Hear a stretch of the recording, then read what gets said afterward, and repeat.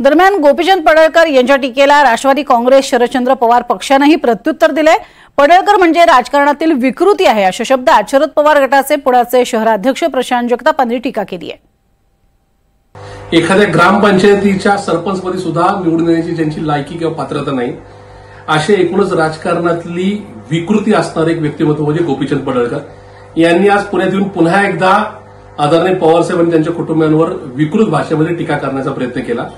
मला पुन्हा एकदा या ठिकाणी राज्याच्या जनतेला सांगायचंय की भाजपने अशी पाळीव माणसं पैशांनी पदांनी या ठिकाणी कायमस्वरूपी आपल्या गोठ्यात आपल्या प्रवेशद्वारावर बांधून ठेवली होती, जी कायम विरोधी पक्षाच्या नेत्यांवर या ठिकाणी भुंकत आलं। त्याच्यापैकीच गोपीचंद पडळकर आहे।